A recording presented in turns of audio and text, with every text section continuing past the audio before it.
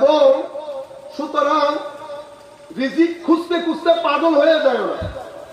তোমার রিজিকের জিম্মাদারি কার? আমার। সুতরাং রিজিকের পিছনে ছুটতে ছুটতে তুমি টায়ার্ড হয়ে যায় না।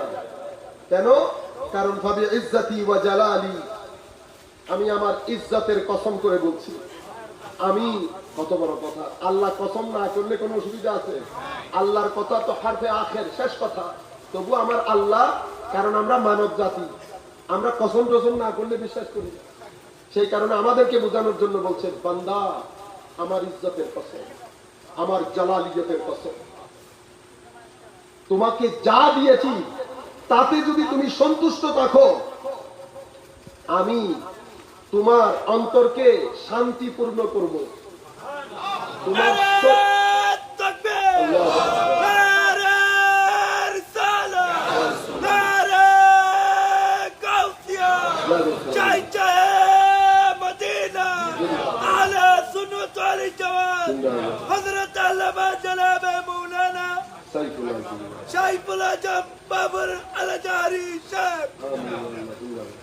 তো বলতে চাচ্ছিলাম যে আল্লাহ বলছেন, আমি যা তোমার জন্য তাকসীম করেছি তাতে যদি তুমি সন্তুষ্ট থাকো, তো আমি কি করব? আমি তোমার অন্তরে শান্তি দেব, তোমার শরীরকে রোগ শোক থেকে মুক্ত রাখবো। এরপরে আমার আল্লাহ বলছেন, হায় হায় হায়, এরপরে তাজিব ওয়া কুনতা ইনদি মাহমুদা। শুধু আমি তোমার শরীরকে অসুস্থতা থেকে মুক্ত রাখবো তা না, বরং আমি তোমাকে আমার ওলি হিসেবে গ্রহণ করব। আমি তোমাকে তুমি আমার প্রিয় ভাজনদের মধ্যে অন্তর্ভুক্ত হবে। সুতরাং জীর্ণ শীর্ণ কাপড়ে রাস্তাঘাটে ঘোরাঘুরি করে, অথবা মসজিদের মধ্যে জীর্ণ শীর্ণ কাপড় আমরা প্রথম কাতারে ডাকিও না। ভাইরা আমার, আপনি আমার চোখে জীর্ণ শীর্ণ হতে পারে, মওলায়ে করিমের দরবারে যদি মাহমুদ হয়, মওলায়ে করিমের দরবারে যদি মাহমুদ হয়, আমার আল্লাহর বন্ধুদের কাতারে যদি শামিল হয়, তো পুরো দুনিয়ার রাজত্ব একদিকে, আমার আল্লাহর বন্ধু আরেকদিকে। পুরা দুনিয়ার রাজত্ব এক পাশে, আমার আল্লাহর বন্ধু আরেকপাশে। আরে সাহাবায়ে কেরামের কাছে হযরতে আবু উবাইদা রাদিয়াল্লাহু তাআলা আনহু বলছেন, আমার হাতে রাসূল পাক সাল্লাল্লাহু আলাইহি ওয়াসাল্লামের একটা চুল মুবারক থাকা, আরেক হাতে পুরা দুনিয়ার সম্পদ থাকা, তো কোনটা গুরুত্বপূর্ণ? রাসূল পাকের চুল মুবারক আমার কাছে সবচেয়ে বেশি গুরুত্ব। আমার এটা মুসলমানদের ক্রাক্স, ইমানের ক্রাক্স। এটা সাধারণ মানুষরা বুঝবেন না, অন্য ঘরানার লোকেরা বুঝবেন না। ইমানের ক্রাক্স ভিন্ন। আমাদের সব কিছুর মধ্যে ইমোশনালিটি চলে, আমাদের সব কিছুর মধ্যে স্পিরিচুয়ালিটি চলে। আমাদের মুসলমানদের জিন্দেগি হচ্ছে তাওয়াক্কুলের উপর। কিসের উপর? তাকওয়া, পরহেজগারির উপর। হে আমার ভাইরা, আমার আল্লাহ বলছেন, বান্দা তুই আমার উপর ভরসা করলে আমি তোর জন্য যথেষ্ট। কোন মায়ের ছেলের দরকার, আমি তোমার জন্য যথেষ্ট। আপনি এই বিষয়টাকে অন্তরে গেঁথে সুপার গ্লু লাগিয়ে দেন, সুপার গ্লু লাগিয়ে দেন, যে আপনি যদি আল্লাহর দরবারে সারেন্ডার করেন, আমার আল্লাহ বলছেন আমি যথেষ্ট, তো আপনার মধ্যে যদি এই কথার উপর কোনো কনফিউশন থাকে, ঈমান থাকবে? আমরা বলি না তো বিয়ের টাকা ভূতে জোগায়। বিয়ের টাকা কি ভূতে জোগায়? আপনি বিয়ের সময় বেসাহারা হয়ে যান, তো বেসাহারা হওয়ার পরে রাতে যখন বিছানায় পিঠ লাগান, আপনার অন্তর ভেঙে চৌচির হয়ে যায়।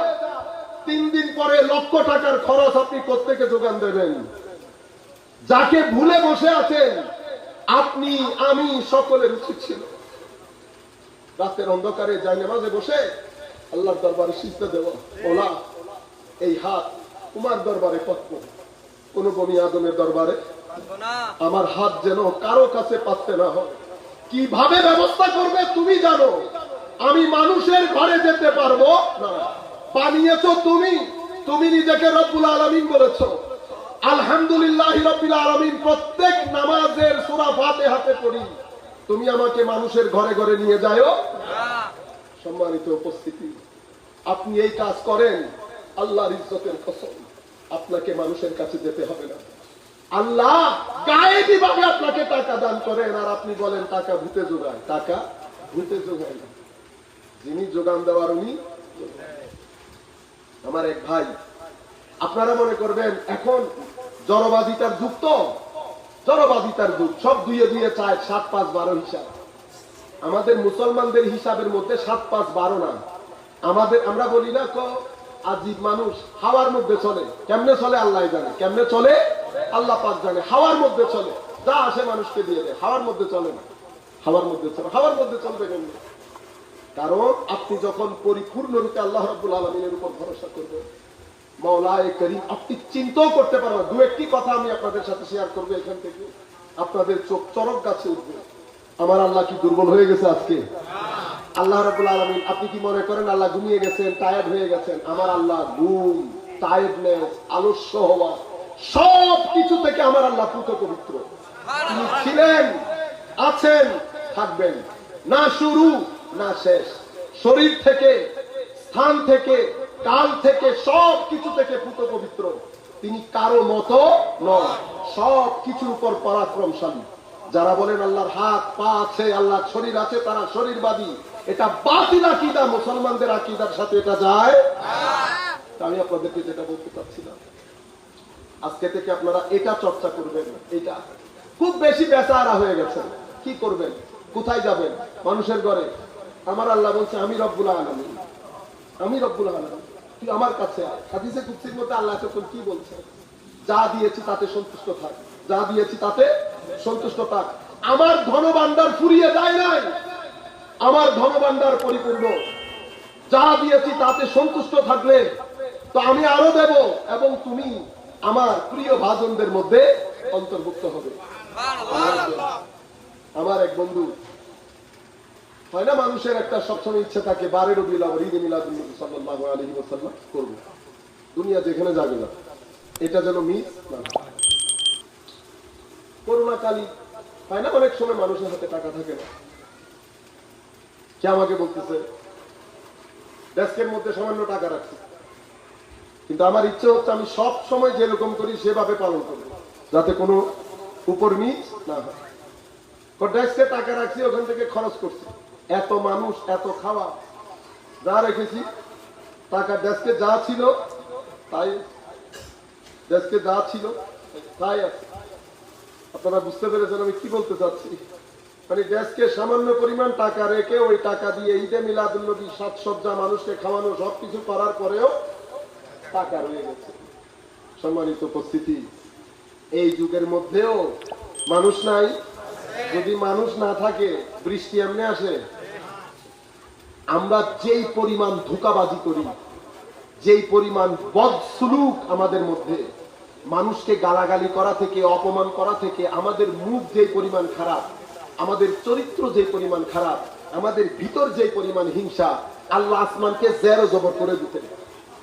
আমরা খাদ্যের মধ্যে যেই পরিমাণ মিশ্রণ করি, খাদ্যের মধ্যে যেই পরিমাণ মিশ্রণ করি, আমরা যেই পরিমাণ ভেজাল দেই, আল্লাহ রাব্বুল আর যেই পরিমাণ মিথ্যা বলি, হজ্জে যাই, কাবাতুল্লাহ হজে, আমরা সেই ধরনের লোকের সাথে চিটিং করি না? আমার ভাইরা জায়গা সম্পত্তি বিক্রি করে বিদেশ যায়, যা ছিল বন্ধক দিয়ে কত কষ্ট করে বিদেশ যায়, এমন ভাইদের সাথে আমরা ঠকানি করি না? করি।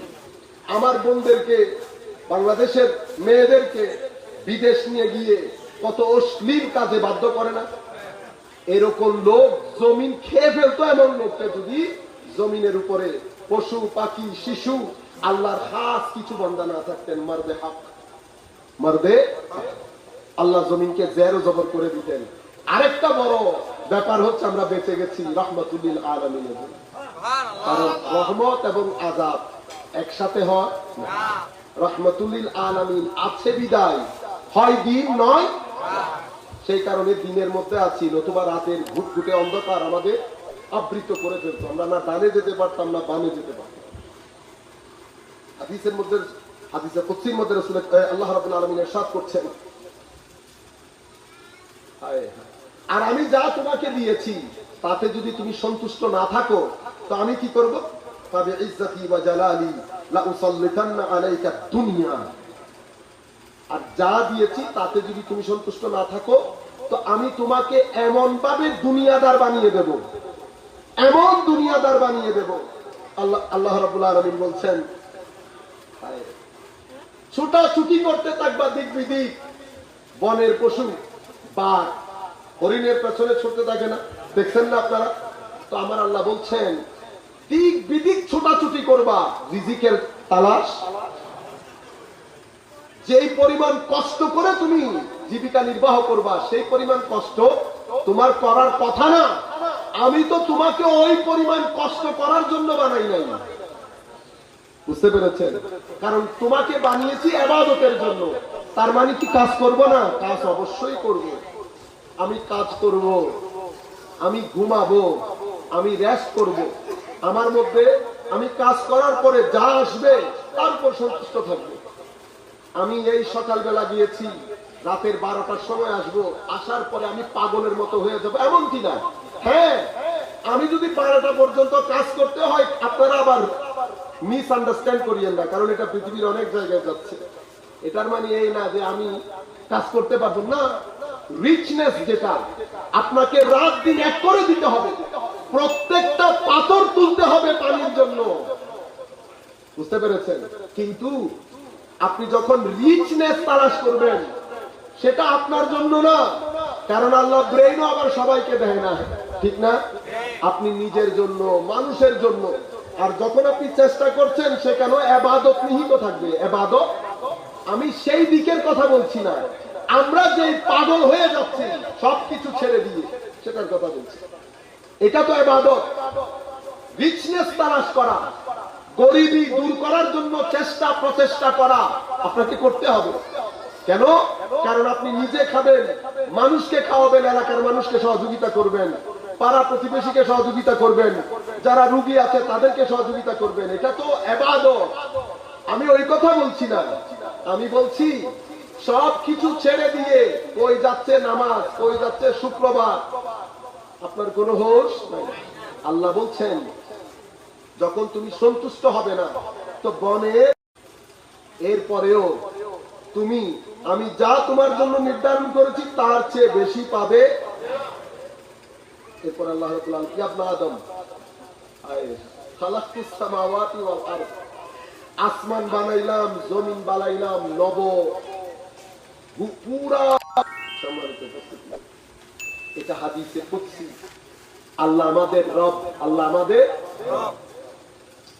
আমি আপনাদেরকে বলতে চাচ্ছিলাম, দেখেন ওই 3 মাসের মধ্যে ধানও চলে আসতেছে, ভেজিটেবলও চলে আসতেছে। কেন?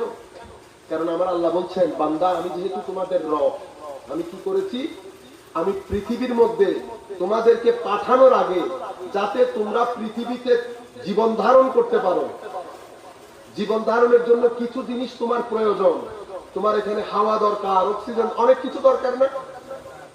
পৃথিবীতে অনেক জায়গা আছে মানুষ থাকতে পারে, মানুষ হিজরত করে অন্য জায়গায় চলে যায়। হাইরে ঠান্ডা, হাইরে আমরা যারা ওয়েস্টার্ন কান্ট্রিতে থাকি, ঠান্ডা সম্পর্কে কিছু এক্সপিরিয়েন্স তো আমার আছে, আপনারা কল্পনা করতে পারবেন। কিন্তু কিছু জায়গা আছে একেবারে মাইনাস যেতে যেতে, মানে এখন তো আপনাদের এখানে ধরেন 28 ডিগ্রি, তো মনে করেন 28 থেকে পিছনে যেতে যেতে 1 ডিগ্রি, একের পিছনে গেলে এখন আমরা কি বলি? মাইনাস।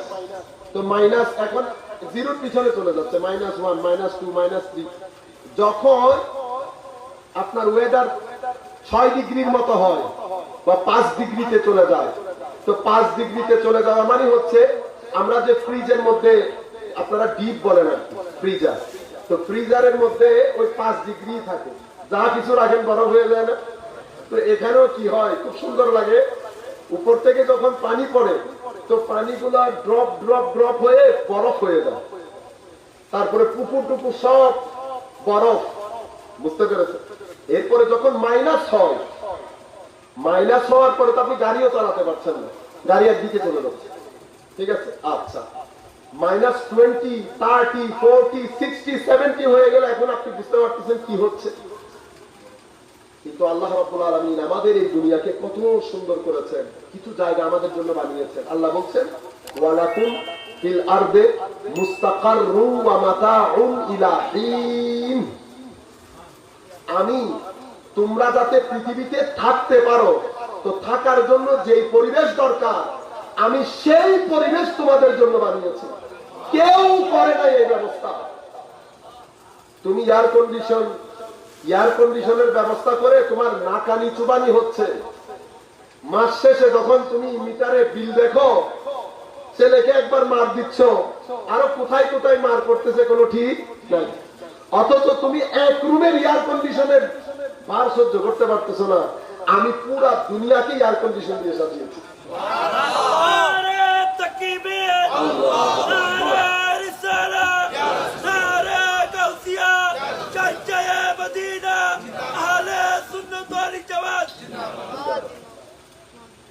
তবু আমার আল্লাহ বলছেন আমি তোমাকে কোনোদিন খোটা দেই নাই, কোনোদিন খোটা দেই নাই। আচ্ছা, আমি এয়ার কন্ডিশন দিলাম, যিনি এয়ার কন্ডিশন দিয়েছেন আমার আল্লাহ বলছে তুমি এত মানুষকে ধন্যবাদ জানাও, কই তুমি তো আমাকে কোনোদিন ধন্যবাদ বলো না। মাওলা আপনার শুকরিয়া কেমনে আদায় করবো? পাঞ্জেগানা নামাজ তুমি আমাকে স্মরণ করো, ভিতরে আমাকে রাখো, কারণ আমি তোমার সবচেয়ে নিকটে। বুঝতে পারতেছেন ভাইরা? আপনি যখন যেখানে যাবেন, দুঃখে পড়েছেন, ভিতর থেকে আপনি ডাকবেন ইয়া রব, রব্বানা, ইয়া আল্লাহ, ভিতর থেকে ডাকবেন। আপনার সাই রগেরও কাছে কে? আর রাসূলুল্লাহ কোথায় জানেন? রাসূলুল্লাহ কোথায়? জানের চেয়েও কাছে। এখন আমরা ঝগড়া করি কি রাসূল কোথায় আছে, দূরে না কাছে? আরে আল্লাহ বলছে আপনার মুমিনের জীবনের চেয়েও, মুমিনের আন-নাবিয়্যু আউলা বিল মুমিনিনা মিন আনফুসিহিম